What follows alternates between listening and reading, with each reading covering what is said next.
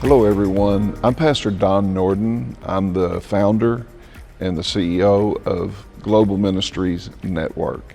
Global Ministries Network oversees churches, trains ministers, helps people to have access to resources that they desperately need. We are not a denomination, we are in the truest sense of the word, a ministry network where we connect people and we connect ministries and we connect resources. We do credential ministers and help to oversee churches. If you would like to become a part of Global Ministries Network, we would love to walk with you. There's a link that you can click there that will give you additional information. And if you're looking for a tribe to connect with, we hope that we are that tribe for you. So we look forward to hearing from you, and we would love to have a conversation with you about being a part of Global Ministries Network. God bless you.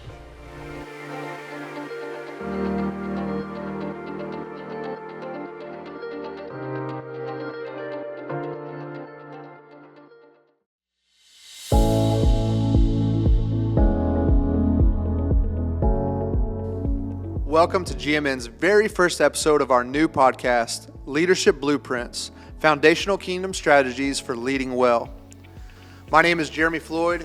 I'm your host, and I'm someone who has just always found myself in some level of leadership capacity my entire life.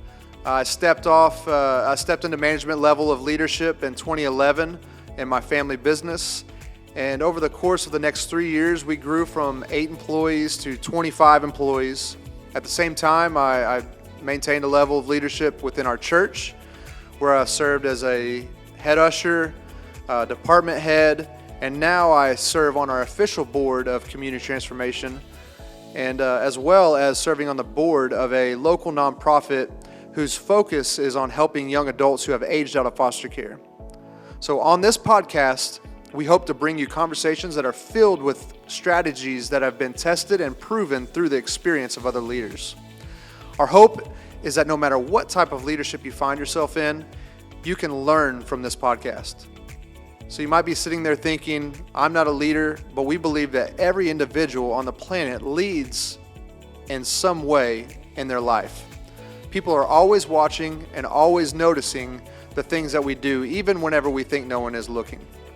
So whether you are someone who is pastoring a church, leading a nonprofit, beginning your professional career, or leading a Fortune 500 company, maybe you're a stay-at-home parent, or even an empty nester, we want to help you grow in your leadership to help bring God's kingdom to this earth. See, we believe you have something unique and purposeful that the world needs to know. Welcome to our podcast, Leadership Blueprint, Foundational Kingdom Strategies for Leading Well. I'm your host, Jeremy Floyd, and today we have a very special guest. This is a person that I've known for quite a while now, and we've been through many ups and downs in life. He's somebody that I greatly look up to and admire. We have similar walks of our past and how we even have got to where we're at. And so just want to welcome today Bishop Nicholas Caveness. Actually, it's Dr. Bishop Nicholas Caveness. Oh, wow. Yeah, I've upgraded with making up my own titles. And so you can even throw an archbishop, meaning I'm over all bishops. Okay. One of my favorite things, though, is that you can literally get any book that somebody has, you can get an autographed copy of, right? Absolutely. So every one of my books that I own that's in my library is a signed copy. Did you know that? I didn't know that. Yeah. So every time I get a new book, I open it up and I write something impactful to myself and I sign it on behalf of the author. It's actually caught me in a rough position one time. I was at a conference and the author of the book that I was actually carrying, I asked him to sign it and I was like, hey, I need you to know though, I've already signed this to myself on your behalf. And so he just wrote ditto and then put his name at the bottom of it. Can we say who it is?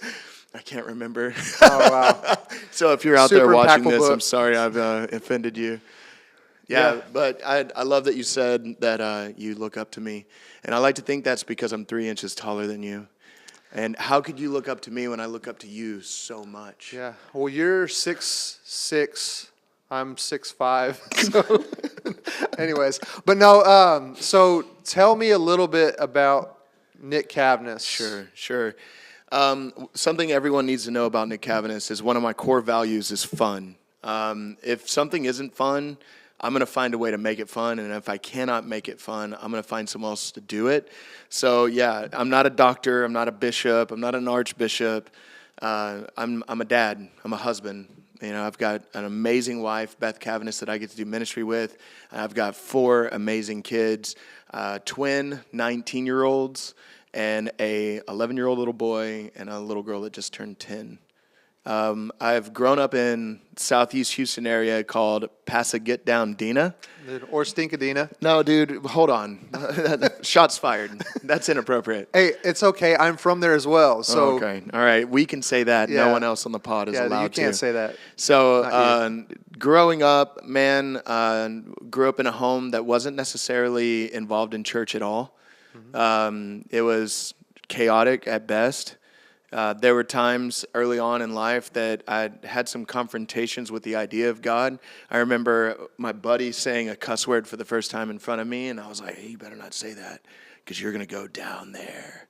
So that was like my framework as a child, but we'd go through some real rough stuff that eventually led me into a relationship with God and would start this whole journey that me and my family are on. And I'm so thankful, man. So thankful to be where I am, thankful to be here with you, thankful to just be with Pastor Don and CT Church. So I get the privilege of being a campus pastor at Community Transformation Church, Pasadena. And so my wife and I co-pastor. She is not the first lady. She is not the pastor's wife. And let's get that straight right now. As a matter of fact, we rotate preaching, and I tell people every time I preach, you're going to want to come next week because it's going to be so much better because she's just bringing just fire from the Lord constantly. So that's just a little bit about me. I mean, we can get into the nuts and bolts of my life, but I think that's a roundabout way to kind of see who I am and where I'm coming from. I think one of the things I admire about you most is that I said, hey, tell me about yourself, and you immediately went to tell me about your family, your wife, your kids, and how this is the highest priority in your life. And has that always been the case? Man, that's a really good question. Honestly, no. I mean, I come from a broken home. You know, my dad, he did his best. He worked really hard. He and my mom were they're just kids figuring it out. Mm-hmm. And, you know, he worked out on the road a lot. Parents got divorced when I was about 9. Step-parents came in with a new set of brokenness, and it's just all of us really having no foundation or relationship with Christ. So we didn't know how to prioritize God or other people. It was just kind of chaotic. So coming into my marriage, I came in through a sideways kind of approach. It wasn't church. It wasn't traditional. My girlfriend got pregnant. We had kids. I know. Scandal. Whoa. Cue the dun dun dun dun. But yeah, those moments though are what led me into this relationship with Jesus. Knowing Jesus is what really helped me start to formulate my priorities in my life. It would be him, then my wife, and then everything else. As a matter of fact, I told my kids one time, and this is awful, no one repeat this.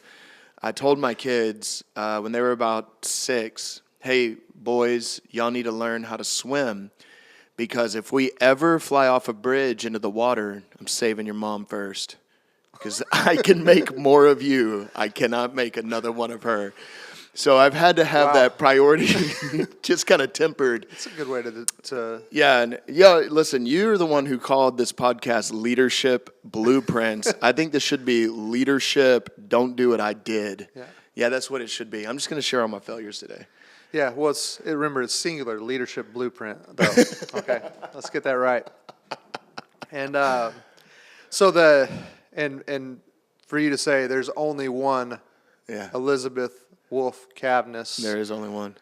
As the truest statement we can probably make here. Yeah. And something I just want to keen in on is about, and we're going to get into some other stuff, but I don't know, this is just what's highlighting to me, about how you ultimately came to Christ. And if you know Beth, Yeah.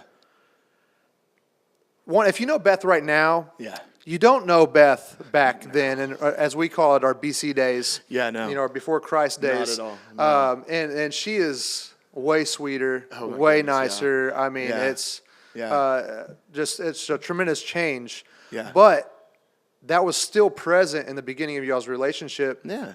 because she literally loved you into the relationship with Jesus. She truthfully did. Early on in our relationship, she put the rage in Cajun. You know what I'm saying? And not because she was filled with rage, just because I can be kind of rage-inducing, a lot to deal with. A little gaslighter? Man, I was very broken then, and so she really didn't have the tools that she needed to deal with me. But it was her love for Jesus that transformed my life. My wife, she was my girlfriend at the time, was studying I think it's Denise Richards' Bible study on becoming the bride of Christ. And I was leaving the home to go spend time with friends. And, I expected there to be some level of disagreement because the kids were in bed and she would be home alone. And I really didn't care at the time that I was just selfishly pursuing whatever I wanted. And she would, in that moment, love me so well that conviction just grabbed my heart and was like, dude, you are not the man that you're supposed to be. Wow. And it was her loving Christ and Christ loving me through her that it transformed my life. And I'm so thankful that she could be that authentic representation of Jesus that would lead us on this trajectory to where we are today. And it's incredible. Shout out to Beth Caveness. Yeah. You're the real one. Yeah, she's a G. And so, growing up in Pasadena, Yeah. what I hear in your story is that you weren't always called to ministry. No. Before even where you're sitting here today, what's Yeah. kind of been your career path? Yeah. What'd you do up until today? Yeah, so to all these kids out here in the 7th grade that are being told to pick their collegiate path, dude, my heart is just out for you because I didn't know what I was doing. I was aimless. I was just kind of going with the flow, trying to make some money to pay bills or whatever. And so my career, where I really got anchored into something committed, I actually started with refinishing pianos. Yeah, dude, I am a verified, bona fide piano restoration technician. Wow. I'm proud of this. In my time in restoration, I've redone some really valuable pianos, and I have 2 pianos that are actually in museums right now that I've actually had my hands on. No way. Yeah, dude. Yeah, and I quit doing that, so please don't ask me to refinish your furniture or fix your piano or tune your piano. It's not happening. Well, I just bought a piano off a Marketplace. It's at the house. It really needs some love. Come on. Yeah, dude, it should have stayed on Marketplace. There's a reason why it was either free or extremely cheap. But I couldn't sustain my family on those wages, right? So in Pasadena, Texas, the heartbeat of our economy is petrochem. And a door opened up in petrochem for me to step into and transition from that role into kind of a technician type role where I would collect information about the different pieces of equipment inside of the chemical plant so that decision makers could choose when they needed to fix something or replace something. These multi-million-dollar pieces of equipment, they fail. They fall apart. So I found a spot in there that allowed me to grow as a leader, and over time, and this is the really interesting thing about petrochem, you can have a GED and find your way into a 6-figure role. Yeah. I mean, you'll get there. It's just being faithful, showing up, and being willing to learn a little something, and those kinds of doors will open to you. So as I was working in this field, it's a engineering discipline called reliability. I began to learn and take on more responsibility in that space, and over time, I would be the lead in this department with no college degree.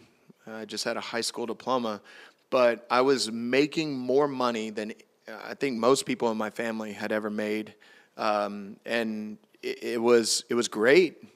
at that point, having a relationship with Jesus, it was awesome to see what I did and the impact that it had on life, and then also the financial security that would be present in my in my home for my children and my wife.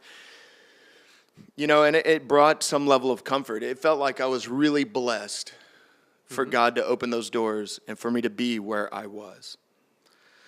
Yeah, I mean, that's a very common path. So again, this podcast isn't meant for just preachers, pastors, or people in the ministry. Our desire is to reach an audience way outside of that, and so I really want to hone in on some of the things that maybe kind of developed you or refined you within the petrochem construction. Because I know, as you know, my history, I was a combo pipe welder for 5 years, and loved every minute of it when I was involved in it.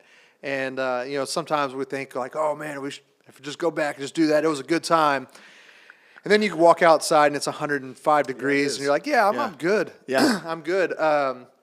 So within the petrochem construction arena, you encounter a lot of different types of people. That's a really kind way to describe construction life.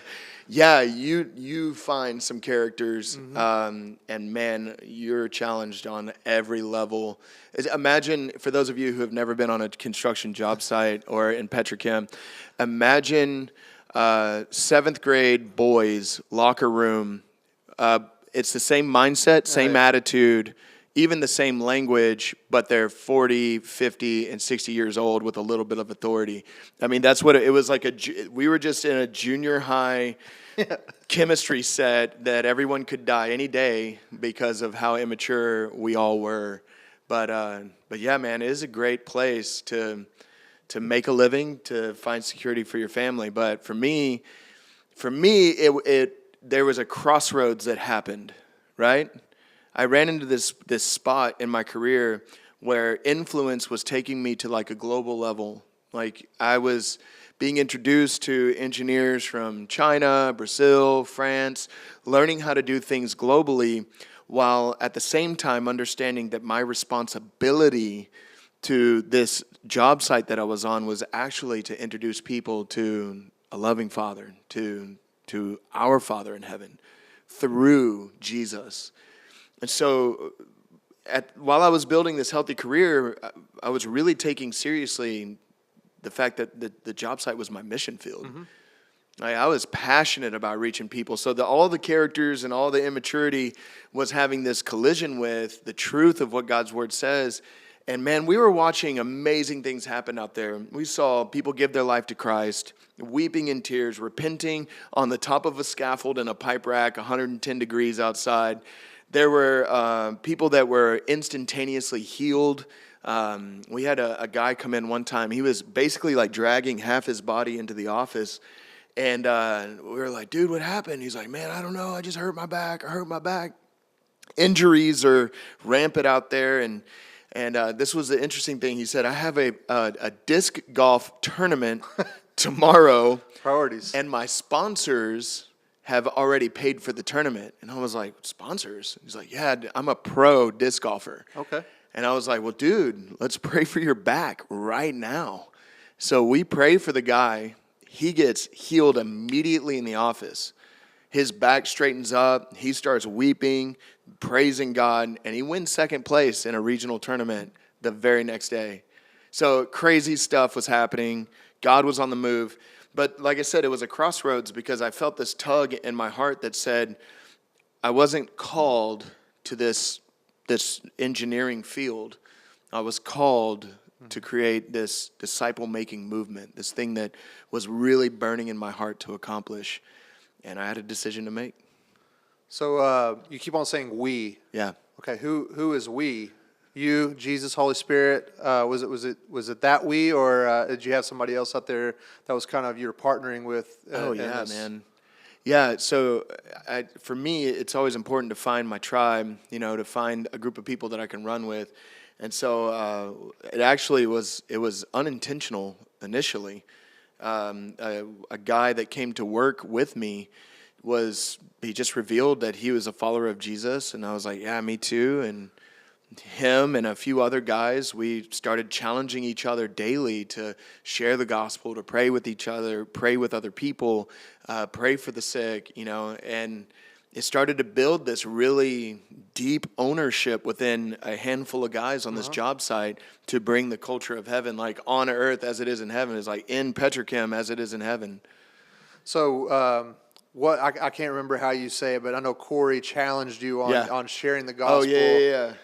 Dude, so he comes to work for us, and my friend Corey, if you know him, he's a challenger, right? He'll just push really hard against you. And you're doing this thing where when you first meet a guy, right, you do this thing where you manalize each other. And so I'm manalizing him, he's manalizing me. He reveals that he's a follower of Jesus. Then we start talking ministry. And I'm like, yeah, I lead a ministry that is serving 1,500 kids at this mega church. And he's like, oh, that's really cool.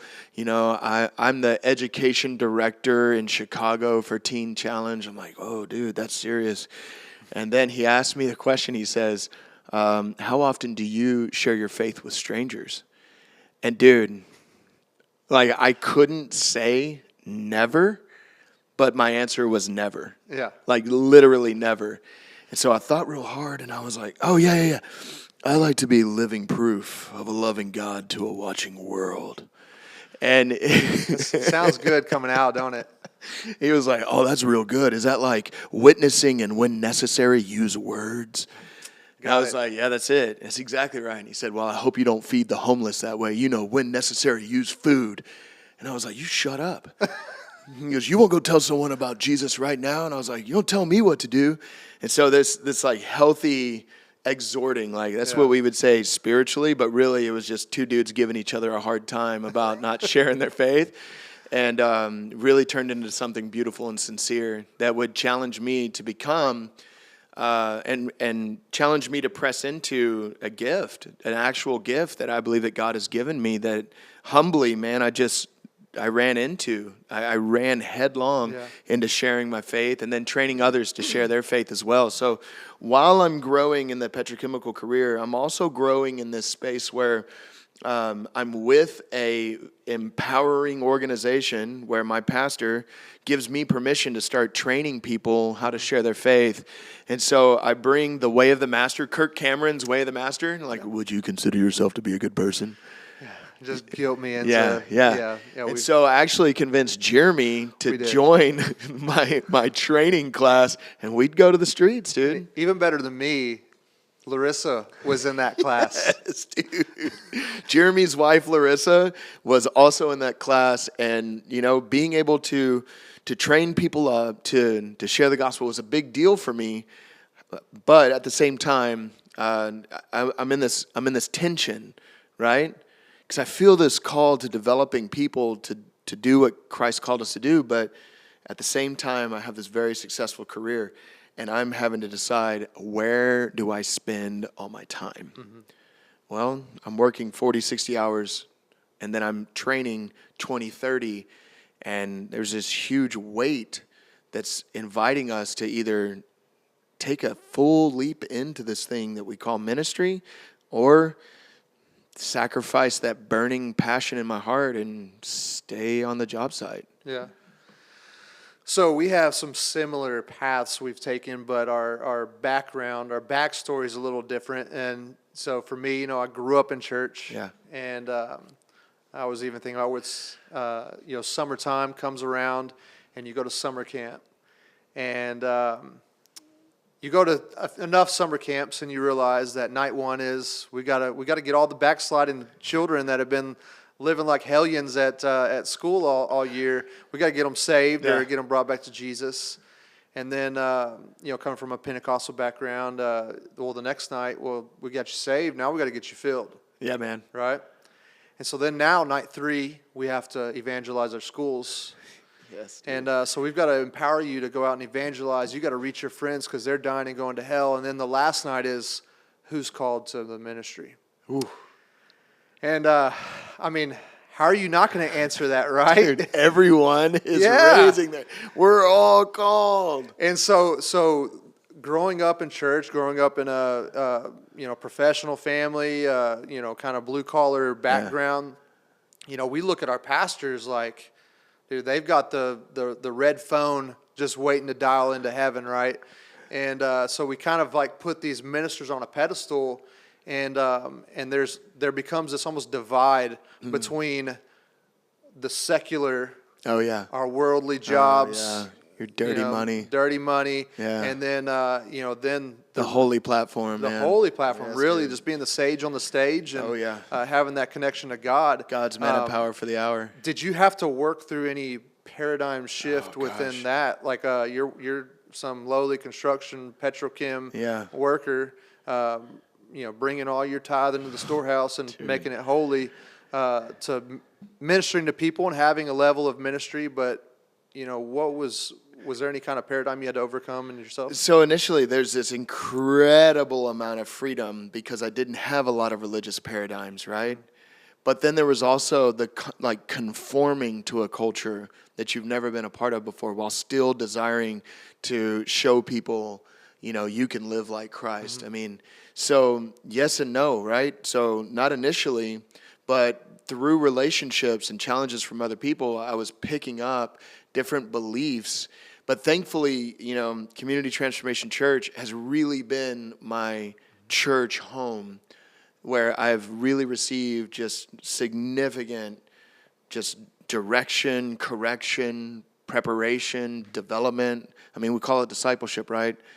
I've been to a lot of churches before where they're mega churches and you're around everyone, but you're with nobody. Yeah. But then coming here, there was this emphasis on, we're going to give you what you need to live as you're following Christ. And so I believe that what did exist, that little bit of sacred, secular divide, what did exist would be challenged in a very short period of time to say, no, we actually can remove that divide and recognize that Jesus is just as interested in Monday as he is in Sunday.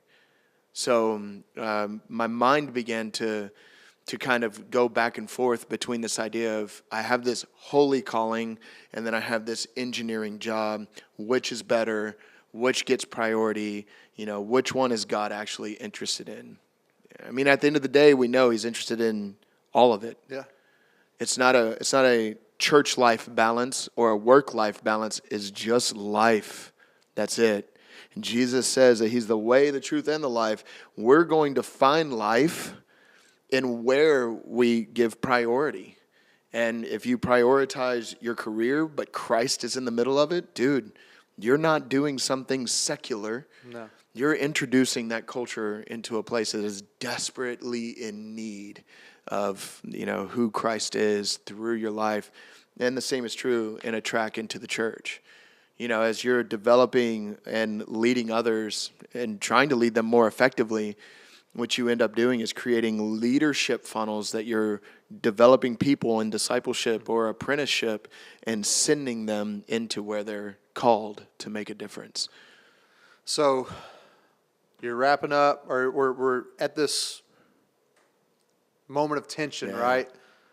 Where do you put your energy? Do you keep on focusing on this professional career inside petrochem, or do we move towards a professional career of ministry? Walk me through that. How did you kind of get through that? It was a lot of soul searching because, the professional career was really attractive. There's security. There's security in the sense that you can see the trajectory moving forward or the open opportunities. At the level of leadership that I was in petrochem, I was starting to get invitations to come to other organizations and corporations. I had a job offer where I would be overseeing 9 different plants on half the U.S., and the pay was through the roof. I turned it down because of the amount of time I had to spend traveling to fulfill that role. So there was this clear path forward to greater income and even greater influence inside of my company. But there was this burning desire that was happening inside of me that was wanting to pull myself and my family out of that machine, and position our lives into what my wife and I had come to this place to believe that we were responsible, or we were being invited into, not responsible, but being invited into a disciple-making movement where we would help develop this next generation of leaders. And that was so attractive to us. So, dude, it was prayer and God's voice that would help make that shift in my thinking. I remember where I was specifically. I was on a tricycle in the chemical, tricycles, dude. You got the box on the back with your tools in it. I'm riding to a meeting, and there's a rail car on my left. Steam is pouring out. There's a whole unit on my right. It's loud. And I'm riding into a meeting where I had won a significant level of influence. I was meeting with high level leaders, and I heard God say, "I didn't call you to this." And I was like, "Cool. Where'd you call me?" And then there was this invitation. I call it, looking back now, I call it an invitation to discovery. At the time, a frustrating as you can imagine process of being like, then what am I supposed to do, God? I want to be obedient to your voice. I want to be obedient to your call. What am I supposed to do? And so for the next 2 years, I'd be just pursuant, saying, God, what do you want from my life? Where are you calling us? Where can our family go? And it was sweet, the timeline that God gave us to kind of figure this out, because we were also at the same time able to take my salary and reduce the amount of the debt load that we had, so that when we made the transition, because we did, spoiler alert, I'm in ministry, and ministry in the sense that I'm serving inside of a church, because I believe I was already in ministry, serving inside of a corporation.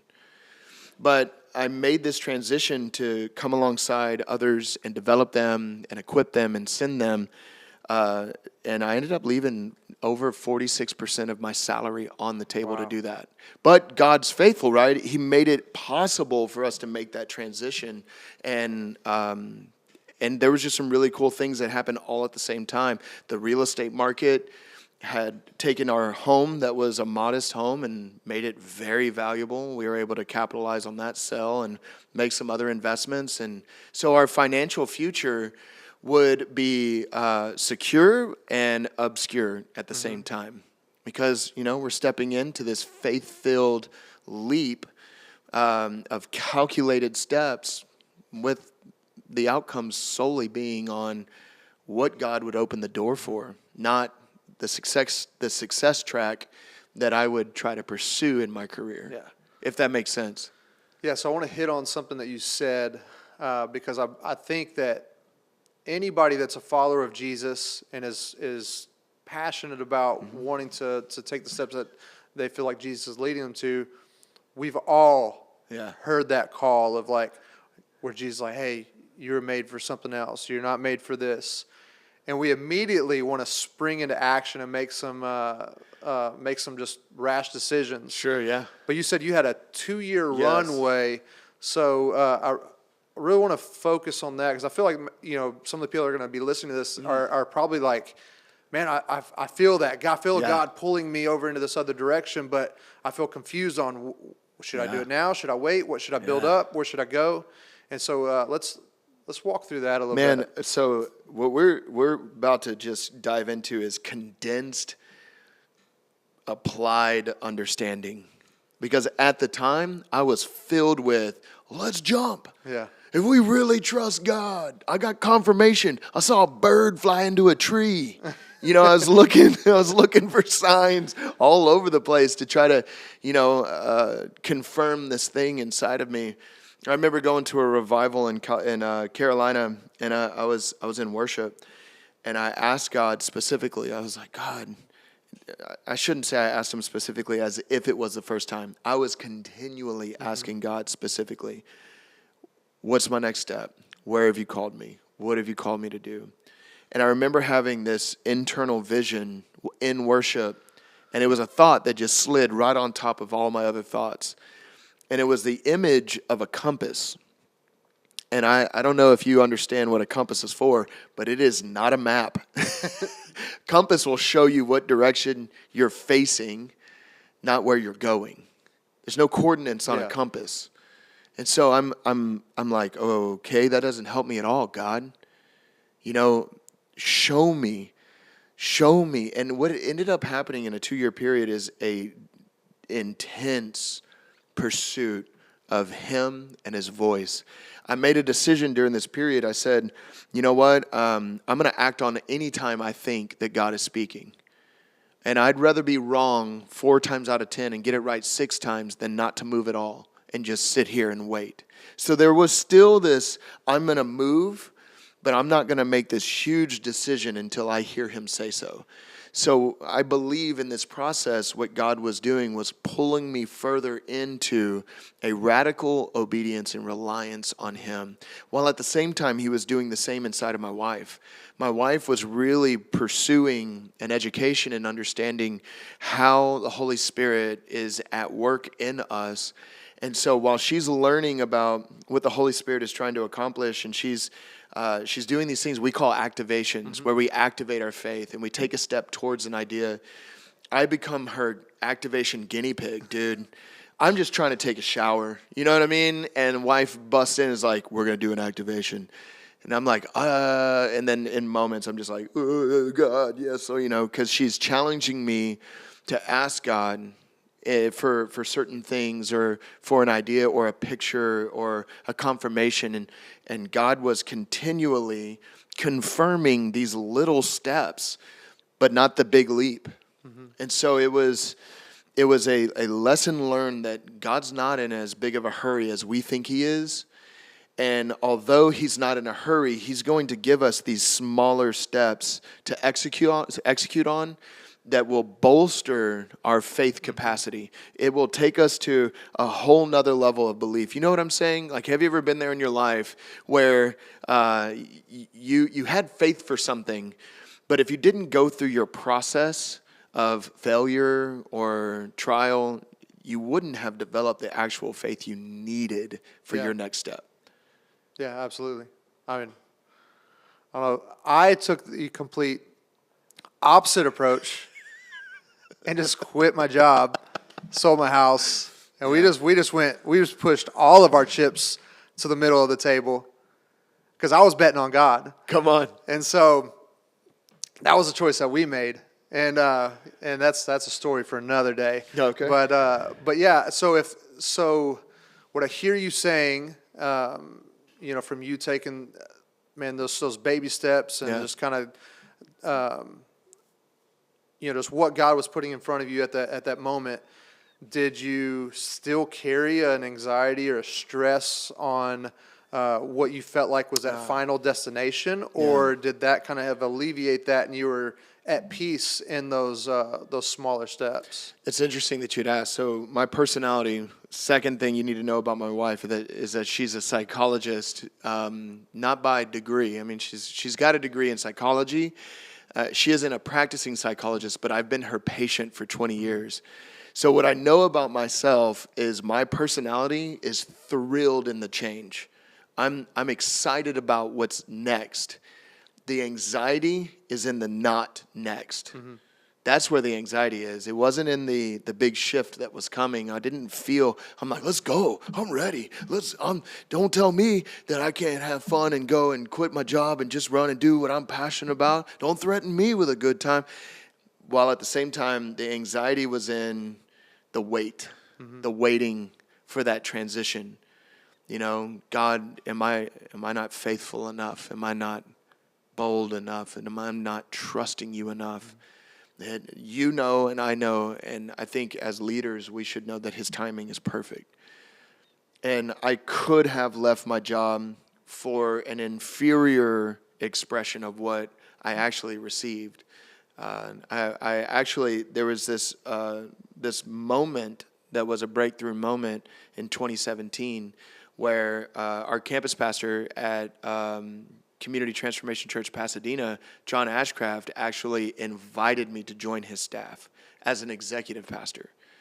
And so I could have jumped earlier, but I'm thankful that I didn't. I'm thankful that I waited until the moment was set.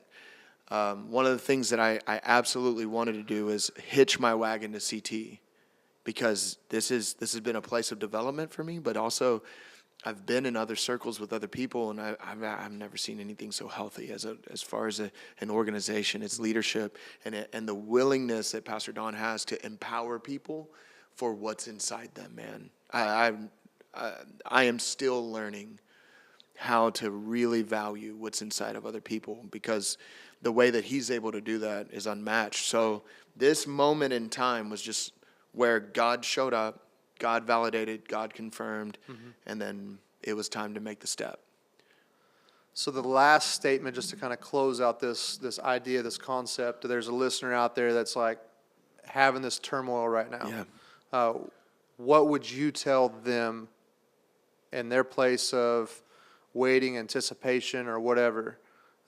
What's some advice that you give them based on your experience? Based on my experience, number one, you need someone speaking into your life, whether it's your pastor, a mentor, a spiritual father that has unlimited access to say what needs to be said, to challenge you, to challenge your thinking, and even push back on the dream.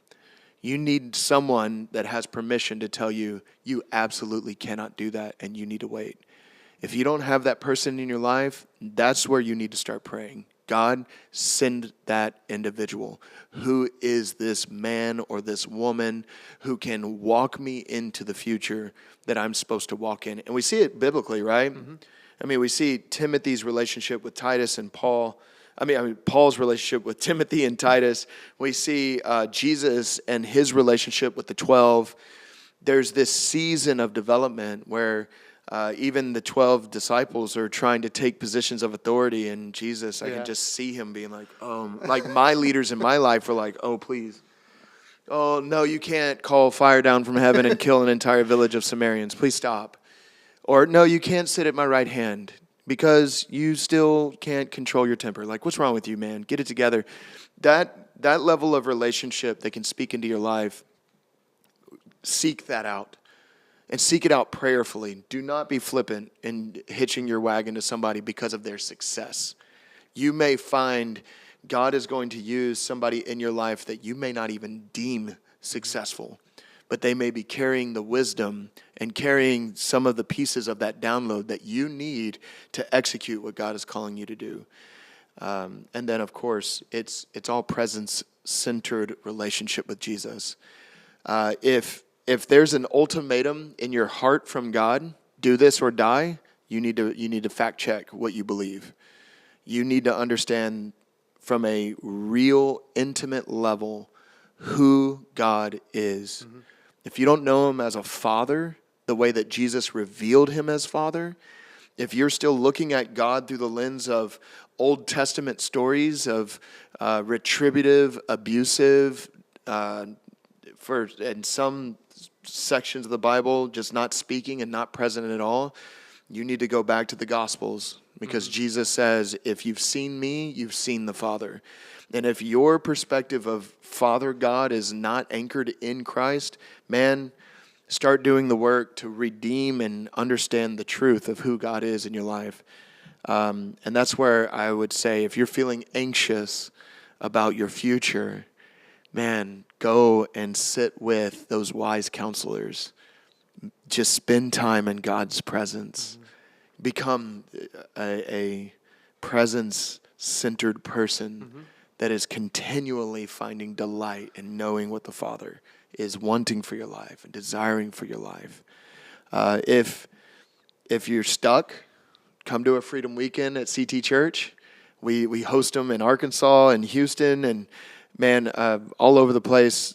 From wherever you are, you have access. We want you to come. If you're listening to this podcast, come to a Freedom Weekend, and and you can do singular things like joining Sozo or something. I don't know, but finding ways to get past those hang-ups that you have, those hurdles that you have, so that you can see the future and lean into it. Absolutely. So, man, we're kind of getting to the end of our time. Sure. If you want to hear more from Nick Caveness, go down in the chat, put it in there. Maybe we get episode 2. I don't know. Nick and down. Jeremy version 2. Come on. But because there's so much more I wanted to dig into.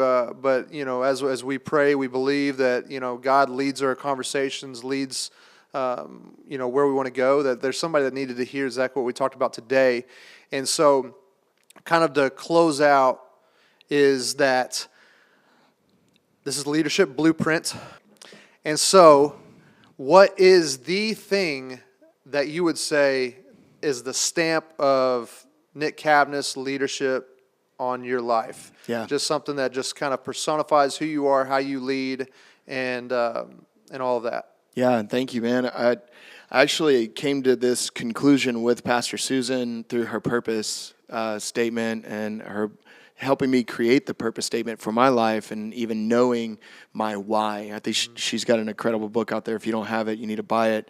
You owe Go me to the chat. We're going to put the link down in the comments. But understanding your purpose will open the door for leadership. And my purpose is I reveal value and discover possibilities so that others can fulfill their prophetic future. I believe that what's inside of someone has already been set out by God prophetically. And if I can reveal the value of an individual and discover possibilities within that realm that God is aiming them into, dude, I'm in the right leadership spot, on the right leadership track, and I'll give my whole life to that. Will you lead me in my life, Nick? So, leadership has a lot of L's. It does. There's a lot of L's. And, sometimes we're in the middle of things and it's very difficult, it's very uncomfortable. Yeah. But at the end, we can go and maybe have a laugh about it after some time passes. So do you have any leadership L's that we can now laugh together on? I have so many. Like, we could do a separate show on just Nick's losses that he learned from. Dude, failure is an incredible teacher. Failure teaches, but one that I just feel this so deep in my bones. You know those stories that you tell where you feel really embarrassed again? Uh-huh. Yeah, this is one of those stories, and I believe somebody out here needs to hear this. I was called by a family who lost a loved one and asked if I can officiate the funeral. Man, what an and honor. Of course, man, it deserves all of your attention. Mm-hmm. It deserves, your whole heart. And I remember where I was, the very footstep I was taking when I got the call. Hey, are you on your way? No. I was in some shorts and a T-shirt working on a project in Pasadena, and this funeral was at least an hour away. You blew the funeral. Dude, I didn't put it on my calendar. I made the commitment and I didn't put it on my calendar. And dude, I was like, I'm on my way. I jump in the car, go all the way back home, grab a suit. I'm driving, changing. Dude, I don't recommend it, especially in Houston, but I'm actually physically changing my clothes on the way to this funeral. The guy who asked me to do this funeral ended up having to do his own family member's funeral. Yeah. And the family was so angry. Well, can you blame them? No, dude. I felt like trash. So I went through every family member, and this is the craziest part, bro. They had another family member die the day before this funeral. I bet you didn't get that ask. They asked me to do it. Really? And they said, you think you can show up to the next one? I felt this big, dude. Talk about a loss. You want to talk about an L? That was a major leadership loss. And that family stayed in our church for a really long time, and they were a part of all the things that we were doing for years. But man, talk about an L, dude. Just getting, overly committed. Every yes is a no, dude. So I said yes to too many things, and that just didn't make it on the calendar. So if you're out there and you feel bad for being late to something, at least you didn't miss an entire funeral you were supposed to officiate. Yeah. Pastor, please don't fire me. Oh, wow. I'm going to have to. That makes me hurt. It's so makes awkward, me hurt. Dude. I think I'm mad at you again for the family. Wow. Somebody- Man, I just apologize. If you're the family, I apologize. Man, hopefully If you're out time there heals all wounds. and somebody's done that to you in the past, can I just stand in and ask for your forgiveness? Because it wasn't for a lack of honor. It was just poor leadership. Oh, man. So we're going to do another one of our favorite segments. All right. You don't know this. No. You don't know what we're about to do. No, I don't. I'm excited, though. But it's Would You Rather. So you like to have fun. We like to have fun. So we just want to give you this little scenario. Just to see, what would you rather do? So the question is, would you rather attend 6 hours of back-to-back Zoom meetings where cameras are off, no one unmutes, and the only interactions is thumbs up emojis? Or Yeah. be forced to run all meetings strictly by the book with zero small talk, no side jokes, and a stern timer that buzzes someone every time someone tries to just be human. Oh, bro. No. Give me the empty Zoom meeting. I'll at least have my own man. face on the screen to interact with. Dude, I can't. Are you trying to fence me in? Oh, man. That was the first time I read that, and I was hurting by dude. reading those. The rules? Oh, I'm trying to be spirit-led. Oh, yeah. Yeah. That's The what that rules is. on the meetings, buzzers, when people... Dude, I would break a buzzer, bro. Jesus braided a whip and drove out animals. I would smash a buzzer. I can literally feel, though, just the uncomfort of I'm cringing at a 30-minute Zoom. Yeah. It's just, man, that's a tough one. Bro, okay, I just got to tell you, during the pandemic, I was in those meetings for 6 hours. You were hosting those meetings for 6 hours. Yeah, man, I got used to it. It's not that bad, actually. Oh, wow. It's a sweet spot for me. I love to talk. And so no one else is, so I'm in. All the way in on the Zoom. That's not even a would you rather. That's an obvious choice for me. I don't know. I'm picking or on that one. So, oh man, Nick, I want to say thank you. I feel like there's probably gonna be a second episode down the road, so we would Anytime. love to have you back. Thank you, man. And I hope that your experience, what you've been through, is going to be helpful and impactful to our audience. Yeah. And for those of you who have tuned in this whole time, thank you. Man, I'm glad you stayed in this long. Hopefully you gained something. And so please remember to recommend this podcast to your friends, your family, everyone around you. If you have any questions you'd like our guests to answer, click the link in the episode description to submit your questions. And remember, new episodes will drop the first Sunday of every month. We hope to see you back next month with another powerful and helpful conversation here on Leadership Blueprint. I want to take a minute and tell you about an annual conference that we host. It's called Empowerment Conference, and it's for pastors and ministry leaders from all over the world that come together to have a time of fellowship and to be refreshed, renewed, and resourced. Not only spiritually, but we give them practical resources to go back and impact their communities and their spheres of influence for the kingdom. This conference happens on the last Tuesday through Thursday of every September every year. There's lots of ways that you can get involved with Empowerment Conference. Maybe you're a pastor or a ministry leader that's looking for somewhere to come and connect with other pastors. You can get involved in that way. We offer scholarships for those who may not be able to afford to travel to a conference. Or maybe you own a business and you're looking for some opportunities to come and network with other businesses and ministry leaders. This is a great opportunity for you to come and have a booth in our vendor area and just have an opportunity to network with other people.